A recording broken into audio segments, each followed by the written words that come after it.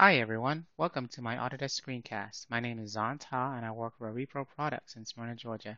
I am an Autodesk certified instructor and hold many certifications in multiple Autodesk products for the AEC industry. I hope you enjoy my screencast. If you'd like to see more of my screencasts, please search for VAR 2015, that's VAR 2015, or my name. Please don't forget to give me a thumbs up after you watch it. In today's screencast, we'll be taking a look at the project browser, how it functions, and how to customize it. Here I am in Revit 2016. On the project browser on the left-hand side, this displays all the views that are within your Revit model. You can double-click any view that you want. It will take you to those views, like so. And basically what's happening is that it's taking the view that you're working with, that you're double-clicking, and making it the current view and displaying it in the very, very front. If I go to the View tab of the ribbon, and go to the Windows panel, if I click Cascade, you can see all the views that are behind it.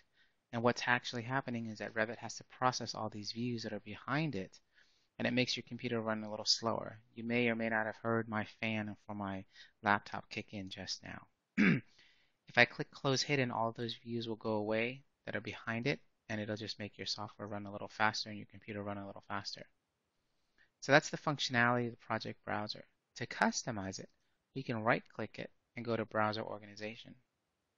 In here, it lists some view sheet setups, if you will, and they give you all discipline, not on sheets, phase, and type discipline set up as a default. If I click discipline and hit apply, if you take a look at the project browser, you'll see what happens. It changes and organizes the views based upon discipline. So for example, architectural and coordination. If I switch it to not on sheets and hit apply, it'll display the views that are not on a sheet. If I go by phase, it'll set that up as well. If I go type discipline, it'll switch the view by type and discipline.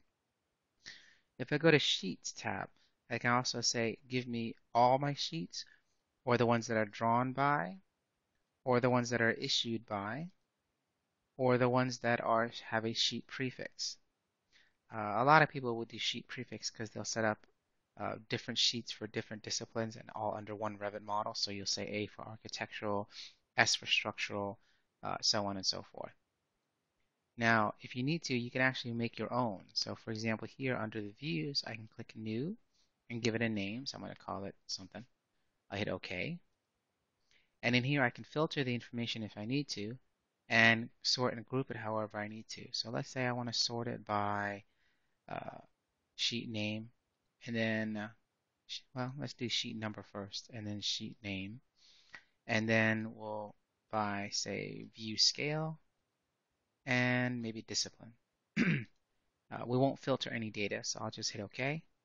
And now there's one that's called test. If I check and hit apply, everything is now set up based upon that view setting. Under sheets, again, I can also click new here as well, call it whatever I want, hit OK, and then I can filter or group as well whatever I need. So let's just say sheet name and sheet number.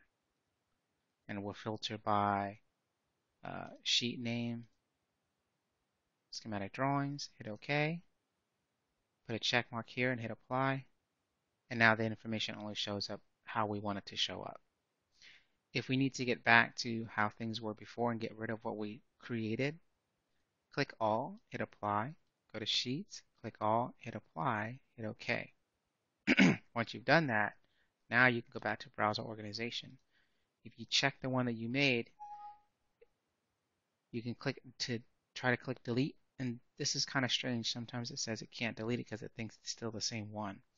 So I'm going to cancel it, right click it, go back to browser organization, make sure both of these are set to all, get out of my Revit project,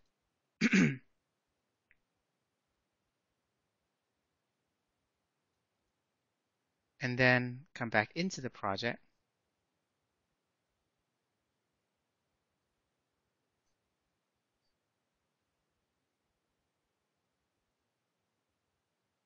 And the reason this is taking a while is because if you take a look at all these views, they're all set to a customized display representation for each of the views, which is high-end rendering So it has to process all that data. So let me go back to opening up that Revit model again.